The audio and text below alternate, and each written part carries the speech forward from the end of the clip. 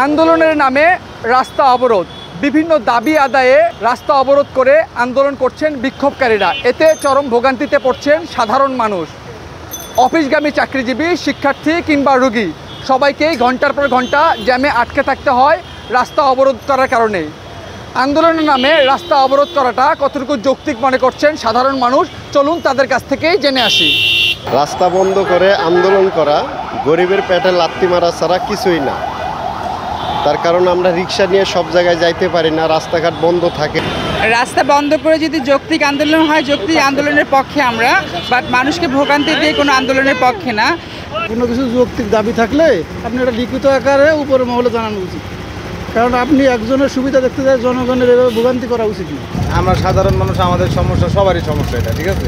এই যে সমস্যা, যেরকম মনে করেন যে যানজট, রাস্তায় গাড়িগুলো ঠিক মতো চালাতে পারতেছি না, আমরা রাস্তাঘাট আটকে রাখতেছি। ইনকাম তো খুব কম, আপনি রাস্তাঘাট আটকে রাখলে তো গাড়ি চালাতে পারতেছি না, সারাদিন এক রাস্তায় বসে থাকতে হয়। অবশ্যই সমস্যা। এই যে 1 ঘন্টা ধরে বসে আছি, এগুলি কোনো মানবতা না, মানুষের কাম। একটাও মানুষের পর্যায়ে পড়ে না, এগুলো সব অমানুষের পর্যায়ে। যে যেখানে খালি ফয়দা লড়তে পারে, যেখানে যেখানে পায়, যে যেখানে ধান্দা করতে পারে, ওই জন্য আন্দোলন, আর কোনো আন্দোলন না। সাধারণ জনগণের নিয়ে কোনো আন্দোলন নাই, জনগণের মতামতও কেউ নেয় না, খালি যার যার স্বার্থের চিন্তা করে, আর কোনো চিন্তা নাই। জনগণ বাঁচলো না মরলো, ওটি ঢাড়া পরে মরিয়া গেল, ওকে কোনো সমস্যা আসা যায় না। 2 ঘন্টা 2.5 ঘন্টা থাকা লাগে। এই মৎস্যভূমিতে রাইতে যদি 1 ঘন্টার উপরে লাগে, তো বোঝেন আমরা কতটা সুখে আছি। যা আমাদেরও কষ্ট হচ্ছে। তো আন্দোলনকারীদের কাছে অনুরোধ করব, আপনারা আপনাদের যৌক্তিক দাবি নিয়ে এভাবে রাস্তাঘাট অবরোধ না করে সরাসরি দপ্তরে যে কথা বলে আলোচনার মাধ্যমে সমাধান করুন।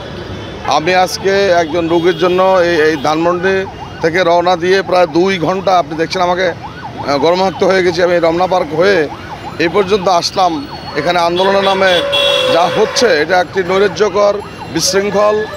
প্রত্যেকটা কারণে অকারণে যেভাবে রাস্তা অবরোধ করা হচ্ছে, দুর্ভোগ সৃষ্টি হচ্ছে। সাধারণ মানুষ কিন্তু গালিটা এই সরকারকেই দিচ্ছে, যদিও এই সরকার জনগণের প্রত্যেকটা কথা শোনার জন্য প্রস্তুত। একদিকে আন্দোলনের নামে রাস্তা অবরোধ, অন্যদিকে জনস্বার্থ, এই 2 টানাপোড়েনের মধ্যেই প্রশ্ন উঠেছে, আন্দোলনের ভাষা কি এমনই হওয়া উচিত যা সাধারণ মানুষের জীবনকে থমকে দেয়? জাকির ইসলাম, মাই টিভি, ঢাকা।